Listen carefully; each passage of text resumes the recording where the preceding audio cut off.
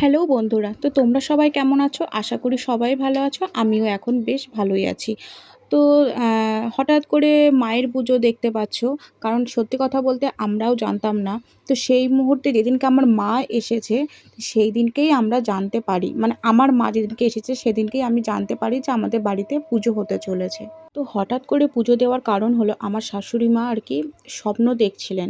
তো যার কারণেই মানে একদিনের মধ্যে আরকি ঠিক হয়ে পুজো করার মানে সিদ্ধান্ত নিয়েছিলেন। তবুও বাড়িতে সবাই অসুস্থ ছিলাম, তোমরা সবাই জানো। আমার ছেলে তো খুবই অসুস্থ ছিল। অসুস্থ থাকলেও পুজো দেওয়াটা উচিত না। কিন্তু বাধ্যতামূলক দিতে হয়েছে, কারণ আমার শাশুড়ি মা বারবার করে স্বপ্ন দেখছিলেন। আর যেহেতু মা আসতে চাইছেন, সেখানে আমরা কী করে বাধা দিই, তাই না? তো হঠাৎ করে সেদিনকে পুজোর প্ল্যান হয়েছিল। মানে আমার মা এসেছিল মঙ্গলবারে, আর বৃহস্পতিবারে অমাবস্যা ছিল, তোমরা সবাই জানো। তো অমাবস্যার দিনই আমাদের বাড়িতে আর কি মানে আমাদের সবারই মা এসেছিলেন। তো সেদিনকেই পুজো হয়েছে। আর আরও হয়েছে আমার মানে হাজব্যান্ডের একটা মানসিক ছিল, সেই মানসিকের কারণেই হয়েছিল।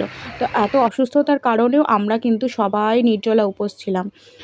বুঝতেই পারছো চোখ মুখ দেখে। আর আমার ছেলে তো উঠতেই পেরেছিল না, যেহেতু ওই ঘরেই ছিল। তো বারবার ওকে একটু কোলে করে নিয়ে আসছিলাম। আর এই যে পেছনে যিনি বসে আছেন তিনি আমার শ্বশুরমশাই। আর এই যে আমার ননদের মেয়ে, ও একটু ভিডিও করছিল তাই আর কি। তো এখানে বসে আর কি পুজো টুজো দেখছিলাম। তো সত্যি কথা বলতে ভেবেছিলাম হয়তো কষ্ট হবে। তো মা যেহেতু আছে ওই জন্য সত্যি কথা বলতে কোনো কষ্ট হয়নি যে উপোস করে আছি। তো ওইরকম কোনো ব্যাপারই লাগেনি। আর বিকেল ৫টার সময় আমাদের আর কি পুজোটা শেষ হয়েছে। তো হ্যাঁ, মায়ের যে পুজো হচ্ছিল সেদিনকে অমাবস্যার কারণে সেদিনকে বিসর্জন দেওয়া হয়নি। আর জানো তোমরা যে মানসিক দেওয়ার পুজো সঙ্গে, সঙ্গে বিসর্জন দেওয়া হয়ে যায়, মানে পুজো দেওয়ার সঙ্গে, সঙ্গেই। কিন্তু যেহেতু সেদিনকে অমাবস্যা ছিল বলে পুজো দেওয়াটা মানে বিসর্জন দেওয়াটা সেটা হয়নি। আর এই যিনি হচ্ছেন আমার শাশুড়ি মা। তো সেটা হয়েছে পরের দিন সকালবেলায় 7:30টার সময়। তো সেটা তখন আমার হাসব্যান্ডই গিয়েই আর কি মাকে বিসর্জন দিয়ে এসেছিল। তো সেদিনকে সেইভাবে রান্নাবান্না কিছুই করিনি, যেহেতু পুজো হচ্ছিল মানে বাড়িতে প্রসাদ সব কিছু জানোই।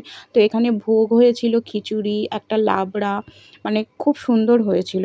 তো হঠাৎ করেই যে পুজোর প্ল্যানটা হয়েও যে এত সুন্দরভাবে সাকসেসফুল হবে সেটা আমরা কেউ ভাবতেও পারিনি। তো তোমাদের কেমন লেগেছে সবাই মানে একটু কমেন্ট করে জানাবে। এটা ছিল ফল প্রসাদ আর ওটা ছিল ভোগের প্রসাদ। তো কেমন অবশ্যই কিন্তু জানাবে তোমরা।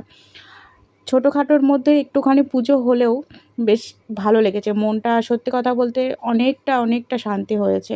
আর যেহেতু আমার শাশুড়ি মা বারবার করে মানে আর কি স্বপ্ন দেখছিলেন উনি। তো যার কারণে যে পুজো দেওয়াটা যে একদিনের মধ্যে যে কমপ্লিট হয়ে যাবে সেটা আমরা কেউই ভাবতে পারিনি। তো ভোগের ছবিটা বারবার আসছে, কারণ এডিট করার সময় সেটা বুঝতে পারিনি যে বারবার চলে আসছে। তো কেমন হয়েছে সেটা একটু কমেন্ট করে তোমরা জানাবে। সবাইকে টাটা, বাই বাই।